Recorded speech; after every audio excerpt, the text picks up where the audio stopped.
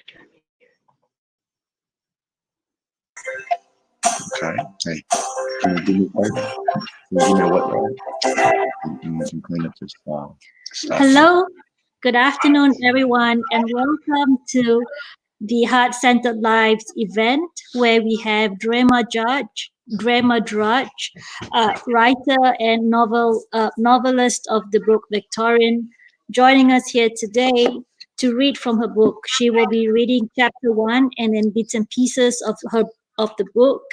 And we are delighted to have her husband, Barry Drudge, here with us today.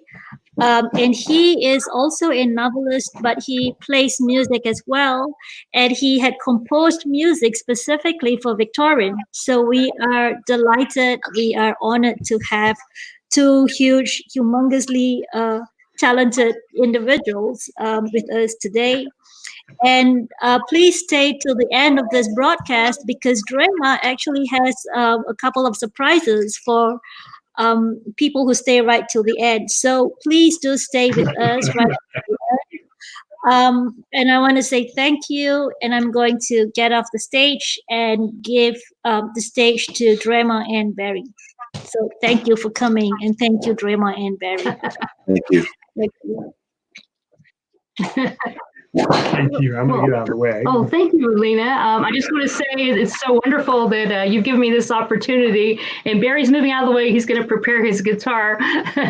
What I thought I would do is maybe spend 5 minutes or so doing a reading, let him go ahead and do a song, and then maybe I would do 5 more minutes if that works for you.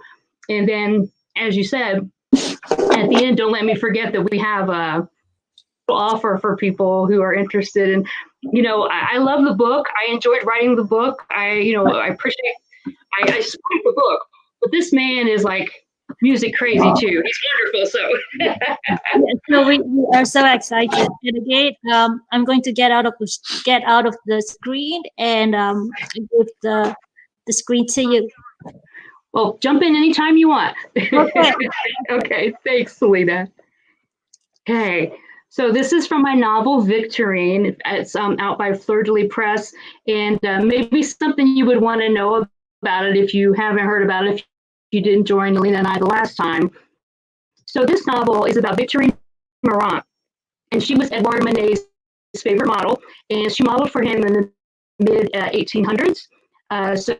So like 1860, she started modeling for him, and she was the model for his most famous works, such as Olympia and Luncheon on the Grass. Those are like his two best known paintings. So she was the model for that. But what history seems to have forgotten is she was also a painter herself, and she was quite a good painter. So on the back here, you can see, I'm trying to get it closer. So this is her self-portrait. She did this herself, and it was in the salon. So you check my mic out here. Okay. Do I need to be louder? I don't know how we do that. You're kind of breaking up. Okay, so how's that working? Is that any better?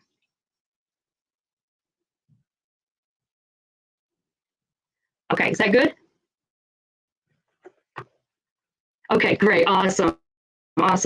So this is also the front. The cover is a picture of her as a bullfighter, and Manet painted this as well. And so I just think this is a really, really good painting of her. Okay. So I'm going to start. We've got Portrait of Victorine Meurant, Paris, 1862. I am called the shrimp, la crevette, because of my height and because I am as scrappy as those little question mark shaped delights that I used to study when my father took me to Le Havre. I would stand before the shrimp tank and watch the wee creatures paw at the water, repeating attemptedly to scale the tank. Swimming, sinking, yet always rising again. I hoped eagerly for one to press the tank, not realizing until later that the lid was there precisely to prevent their escape. So why am I reminded of that tank today?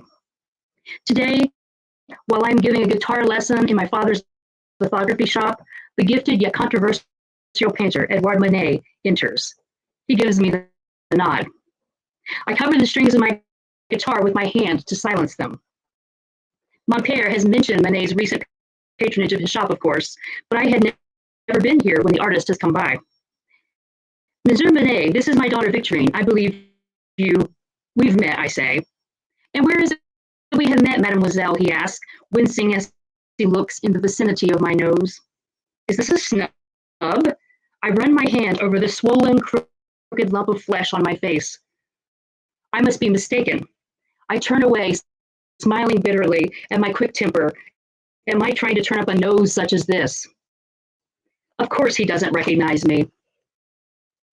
I motion for my student to put her guitar away. That's enough for today, dear. Though she looks at the clock with a puzzled brow, she does as I say. Claiming he loves to hear young musicians learning to play, my father graciously allows me to give lessons in his shop, though I suspect it's more because my mother hates allowing anyone into our house besides her regular millinery clients. Manet moves toward me, puts his face close to mine. I don't pull away, but only because that is the way a painter sees. I would have punched another man for standing so close. He snaps his fingers. La crevette, he exclaims, backing away. Seems we're having a technical difficulty. Alina, do you need us to do something?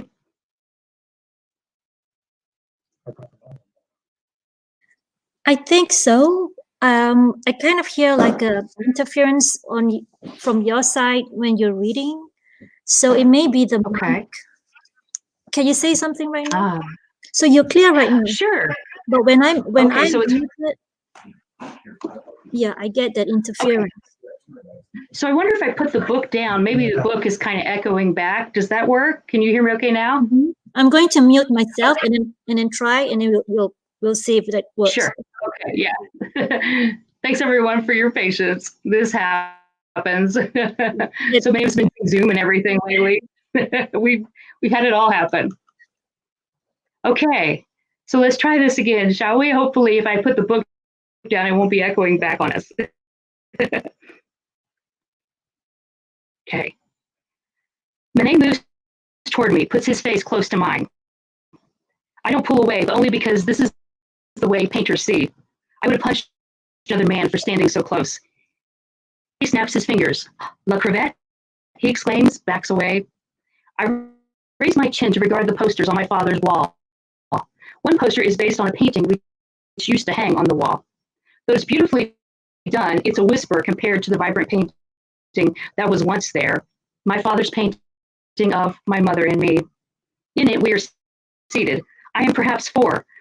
Maman drinks her tea from an eggshell-like cup, while I protect my hot chocolate from her vexing dog, Jupe. My mother, her hair upswept, a curl upon her forehead, is turned towards me, her arm protectively, lovingly along the back of my chair. It's before, of course, before she finds my father painting me alone. Just after her discovery, the painting of us disappears from the wall of his shop, along with any lingering affection she might have had for either of us, as far as I could tell. I don't think of the poster after this day until much later, after my father's death, when I see an advertisement for it that could only have been a copy of this one. The poster, Pierre's uncharacteristic, defiant replacement of his painting, declares his fine sense of color, his signature mingling of coral and scarlet. The other posters reveal his repeated twinning of these, his favorite colors. This is how he paints now.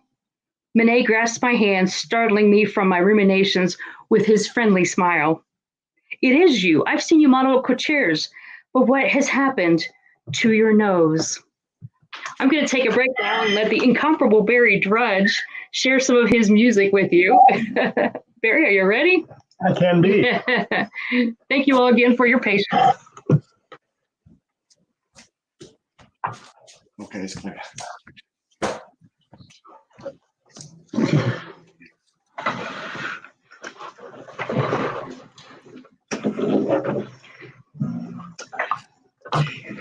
Hope to play the first song off of the accompanying song track, if you will. It's called Discovery, which I think works well. Yeah. That's not good enough.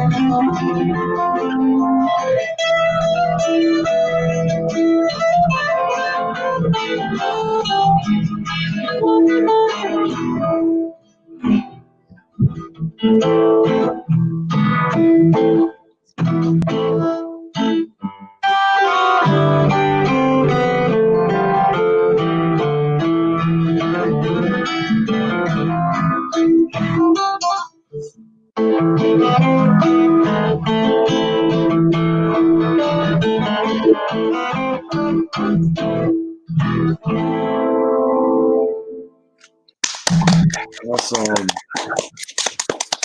I love that. Thank you so much. Thank you. That is so awesome. What a man. Oh my goodness. I agree. She- You know, when I wrote this book, Barry said, I'm going to write an album to go along with your book. And I thought it was a great idea, but I had no idea he would like so totally capture the vision of my book. And I'm one very lucky woman. Okay. Okay, so part 2. Thank you, Barry. That's amazing. Thank you. Thank you, Barry. You're welcome. That was awesome. I debate whether or not to tell my mother that Manet wants to paint me. She will only ridicule it because of my newly broken nose. It won't occur to her that he can paint whatever nose he chooses on me. At the door, I greet my mother, who is sitting on her stool, and I praise the blue roses she has fashioned for the high-brimmed spoon bonnet with this double set of ties. The utility ties will keep the bonnet on the head, while the pink grosgrain ones are for decoration. She murmurs something. She is on the Isle of Hatting, my father and I call it. When I was a child, I would catch her in that space and sit at her feet and talk to her for hours. She never responded, but I made it enough. I tried to make my news live for me by telling her anyway. Maman, Manet came into Pierre's shop today. She murmurs something about thread. He asked me to sit for him. He doesn't mind my nose at all. Though I'm thrilled on one level, my excitement is manufactured over the catacomb within me. At least now my longing has a name, Willie, And that's a part, actually, I should fill you in on. I skipped over. She has met a boxer named Willie that she's really taken to. And so at this point, she thinks it's not a good idea. They're not a good match. He's a little violent, and she likes that a little too much. So she decided it's not a good thing. The ache of his absence is almost as good as his presence. I don't blame him for hitting me, not when I wanted like anything to feel the force living within those fists upon me. What I didn't intend was to cause us to part. Without Willie, my mind whirls, a flight of questions pecking inside me, and I'm unable to shoo them all away. I like to tell him about Manet, even though he wouldn't appreciate it for its own merit, but because what excites me excites him. But telling him means changing myself around him. Still, I do need to get my things. Okay. So here is her arriving at Manet's studio for the first time because Manet does want to paint her. And she decides, well, why not? She's already sat for a lot of painters. And I think she has the good sense to know that Manet's an up-and-comer. I am at Manet's studio half an hour early. I do not knock until 1:45. Instead, I stay outside and admire our city's stately trees, listening to the guitar music from just down the street. Guitar music, that sounds familiar. It is always evening in Paris for someone, usually the wealthy. All pastimes must be available at all hours for not only the rich. Manet answers the door in a black suit jacket, light-colored pants, and a tie. The boys at the school never dressed up to paint. But then Manet is a gentleman painter. He ushers me into an airy, multi-windowed room that smells of all the things I love best: paint, turpentine, linseed oil, old clothes, and the odor of drying canvases. The rug beneath my feet blends blue with hideous green and yellow flowers. I drag my muddied feet over it, to no improvement, but at least it hides the snarl of colors. Who decorated this place? A small footstool waits by his ornately scrolled work beechwood easel, equipped with a crank for lowering or raising. How could one fail to create wondrous art with such a base? Rolled canvases like corpses bundled in sheets people the tables, nearly crowded out by objets d'art. Brightly colored shelves of costumes call from crates. Property Master Manet, I nearly say aloud. It reminds me of my days working at Le Bon Marché, and I long to go through each crate. My eyes tour each corner and my smile grows. I'm sure I could create here. Sunlight through the windows reveals the cobwebs in the corners, the dust under the tables. It's always the same, artists so busy creating that they can't maintain reality. After a time, welcome, Manet says as he rubs his hands. Your things. He gestures to a bench where I pile my shawl and my bag, which holds my lunch and not much else. Smooth my hair again. I place my guitar case carefully on the floor. Do you approve of my studio, he asks. That curl will not stay behind his ear, and I fight the urge to smooth it back, but only for artistic reasons. His hair would have to be cut quite short, I imagine, to keep it under control. I raise my chin. It will do. Water stains mar the elegant sideboard. Dabs of paint and now mud spot the rug. At least there is a bouquet of fresh flowers, irises and peonies. A wet bar hugs one wall. Indeed. He stares at me up and down, and I turn slowly for him when he gestures, my shoulders forward, my chin lowered. Wash your face over there, please. It was a chance I took. Face painting is approved of by some, vilified by others. I inwardly curse myself for trying, as if I care. The shirt will do, but the hair. He indicates that I should take it out of the bun I have wound it into. I fumble the pins and can't untie the ribbon I have tied about it. He turns for a moment and examines the canvas on his easel, a plate of mesmerizing oysters, a fork thrown down in front of them, half a lemon cut and lying juxtaposed upon the table. A small crock of pepper stands behind. Who would think such a picture worthy of painting? Who else could do it so masterfully? He almost convinces me. As if I hear Couture talking, I look at the painting. No midtones, pure color, too much black, obvious outlines. I look again. The overturned fork claws its way to the dish. It's a great predatory sea monster. The emptied shells to its right testify to its bloodthirstiness. The table housing the tableau is brown, and I coin a word based on other still lives of his for the area in the painting behind the oyster. Blackground. Excusez-moi, he blinks. I wave my hand slightly as I let my hair fall and comb it with my fingers. Nothing, I was just admiring your background. It's not done in the traditional style, yet I do admire the painting, just not that dreadful backdrop. A tall, thin man with sideburns enters the studio unannounced, as all of Manet's friends do, I discover, and stops right before me, stooping over me, touching my nose gingerly as I jerk away. I beg your pardon, I yelp. I came as you asked, Manet. This needs setting, he says, shaking his head after glancing again at my nose. Basile Victorine, that is Meurant, says Manet. I'm grateful that he remembers that I have insisted on being called by my last name just as the men are. I know your work, I say to the man who seems young even to me. There's something gentle and sweet about his eyes, and he's just as pale as some of his paintings I have seen displayed in shop windows. His work intrigues me, but I'm not yet sure it moves me. Hold her, Manet, says Ms. Basile, while I fix it. I startled. Wait, what? I trained to be a doctor, Basile says. Manet touches my shoulder and indicates that I should sit. I do, but I brush his hand away. Go ahead, I say bravely, closing my eyes. This may hurt, but you'll breathe better afterwards, says Basile. I think on his painting, his work that seems as if it's generated by 5 people, none of them who could possibly be this quiet man, while he grabs my nose. Then pain sparks through me, and it feels as if he is trying to wrench my nose from my face. I know nothing until I feel a wet cloth on my face. Thank you, I say, sitting up and holding out the cloth to him. Why do you not practice if you are a doctor? I ask, finally breathing deeply, deliciously.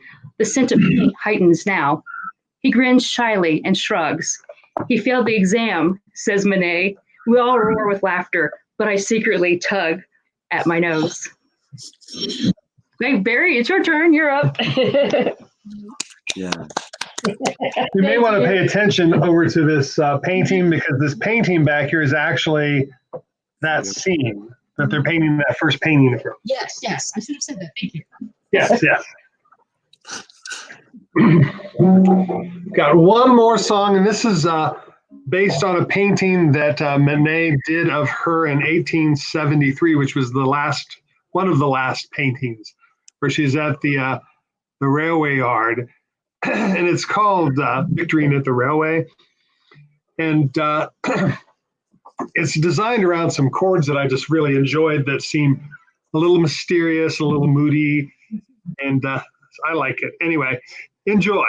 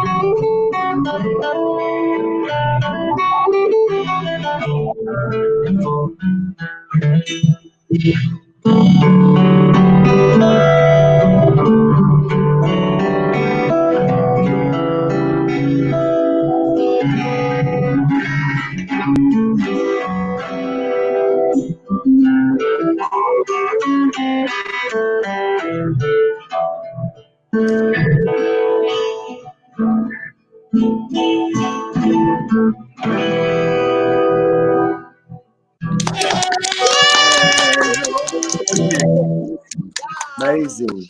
Thank you. Some enthusiasm there. There's two guitars behind us, a ukulele, a grand piano, two violins, and a trumpet. That's awesome. And we just, we just would hope one day, maybe 100 years or so from now, that we could play something like that, But I believe you can. That's I play by ear and I'm tone deaf, so I don't know. No. That doesn't stop a lot of millionaire singers and songwriters, let me say. She just got sugared up and time for a nap and balled up. That's we can hear her. Yeah. But we can hear her. Nap time. All right, what's that? So, Alina, did you want me to go ahead and mention our little special offer? Yeah. Are you done with your reading, or do you have some? I am. Yeah, that's okay. Yeah. I'll buy the book. All right. Well, Alina reminded me this is like taking the place of a book signing. And she said that it would be a good way for, a good thing for people to be able to get signed copies personalized. I think that's a great idea, Alina. And I appreciate the thought there. So if people want to buy an autographed personalized copy, you can send me an email at victorinebonus@gmail.com. So that's to buy the book and have it personalized. And for the next week, anybody who writes, whether you get a book or not, this man's fabulous album for Victorine, I will send you a download to it. Or actually, it's a SoundCloud link my husband clarified earlier. So it'll be the same place, victorinebonus@gmail.com, both of those things. And I'm all over the internet. Barry and I actually have a podcast called Writing All the Things that we talk about writing. We talk about anything books, writing all the things. And hopefully inspirations. And if you have a first page, that's something that's not been published, something that you're working on, we can look at it. And we do kind of a workshop type of critique that's positive. Oh, absolutely. That's hopefully positive. We try. Well, that's really helpful, of course. I mean, we're not sugarcoating it, but we're being gracious because you don't want to break the spirit of a writer, right? Oh, no. Is this the best way to reach you, regardless of? Well, so I have a newsletter, and that's like where if people want information about me, that's a really good place to go. And that's at my website, dremadrudge.com. And if people sign up, they'll get a free historical fiction art genre story sent to them, just as a thank you for that. And so, that's where actually I sent out the May newsletter today. And I mentioned this in it, so you may have some listeners, some viewers there from that. I'm also on Twitter, and I love interacting over there, just at Drema Drudge. I'm on Instagram. Now, I'm not there as much because I forget about it sometimes, but I'm there. Too much social media. Exactly. It's hard to keep up with everything. But you can find me at any of those places. Would love to interact with readers for sure. That's awesome. Well, thank you so much for doing this. Is there anything else you want to say to the audience? And this will be available anyway on social media. So you might have people watching after this. Yeah, absolutely. No, I just want to thank you again. It's wonderful to meet Jonathan. Yes. Like I say, can't see you, but we hear you. There we go. Hey. Well, there's probably a reason for that. No. Didn't mean to put you on the spot. It's my first haircut myself, Oh, I haven't gone that far yet. It's a lot longer than it used to be. Oh, well. Well, someone's growing a quarantine beard, though. So. It's the first beard I've ever grown. Well, ever. Well, it is a natural filter, but don't ever take a specimen and put it under a microscope. It may scare you. I've heard it's pretty scary to see the results. Oh, my goodness. But in the next couple of weeks, it'll be gone. So. But my wife, she makes me shave mine. She puts me in the yard when it gets so long. That may happen yet here. We'll see. No, Alina, I just want to thank you so much. I mean, you were gracious. I really enjoyed our first interview. And then, you set up this reading. And thank you, Barry, for being here. And I just am honored. Well, we are honored. We are so honored to have you. Yes, yes. I love the music. Yeah, the music was great. The energy is great. Y'all have a glow, and I'm sure you're going to be successful. Very bright lights. Or maybe it's just warm. I don't know. No, thank you. No, it's we appreciate it. Yes. We must be a little shy about it. I love music, and I try to find notes, that aren't there. People tell me if I learn to play that I can just come play in their band, like stuff like that, but it's therapeutic for me. It's not, I'm not, I'm not an entertaining. I can be, but that's not why I do it personally at this point, but it's just a relief. It's a place where you can't put words, you know, or put expression in words. And I love Monet and I love art. I'm, you know, a culinary artist, sculptor, well, inspiring sculptor. You know, I try. Nice. Maybe I had, maybe I needed glasses, but I appreciate it. You know, I love things that are beautiful that other people don't see. You know, the work or the expression. You know, that I like to fancy myself and thinking I see. You know, something that they don't. That makes any sense. You know. Oh yeah, absolutely. You're speaking our language, yeah. Oh yeah, that's. You know, I cry a lot, or you know, whine, thinking, you know, I could have had an opportunity one time, and I let it come by me and fly by me, and you know, and he, yeah, it was a guy that was so crazy about Rodin that he got tackled at the Louvre. I think it was the Louvre. He's 90 something years old, still teaching, and passed recently. And amazing man, Dr. Sam Gore. He, I did a paper on him one time, and come to find out, he did more work than Rodin. And, wow!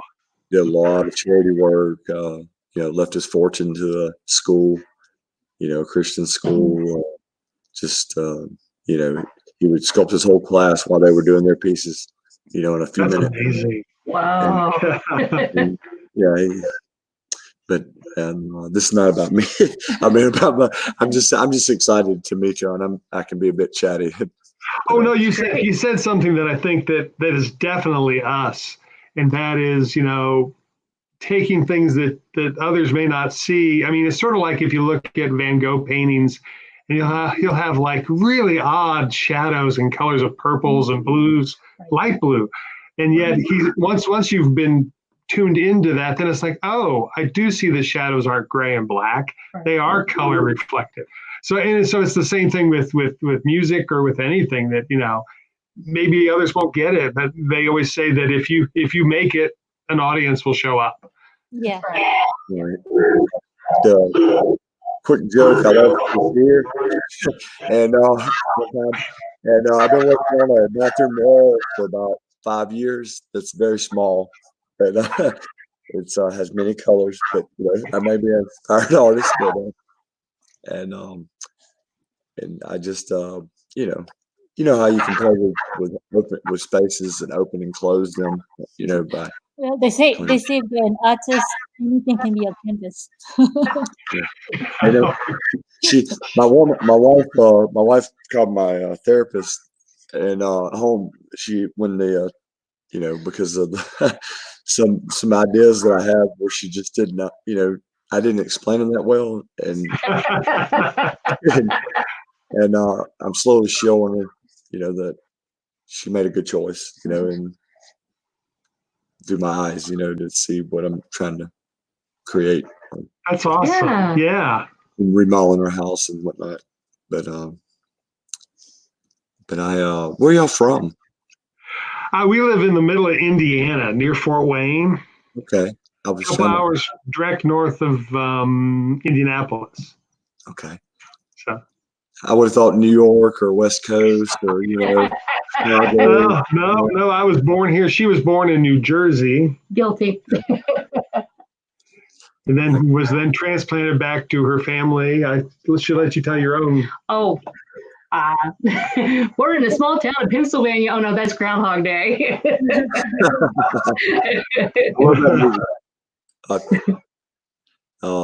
Yeah, it's cute. It's very cute. But what's that? I know. Oh, okay. She just reminded me the podcast is still. Sorry. But thank y'all so much, and well, we can continue talking, but we can wrap up the broadcast if yeah, that's fine. Yeah, I think we're good. Yeah, absolutely. We enjoyed it a lot. Thank you so Yeah, much. Thank you, Olivia and Jonathan. Yes. Thank y'all. Thank y'all. It was an honor. Take care. I enjoyed it so much. Thank y'all. Thank you. We enjoyed it. Thank you.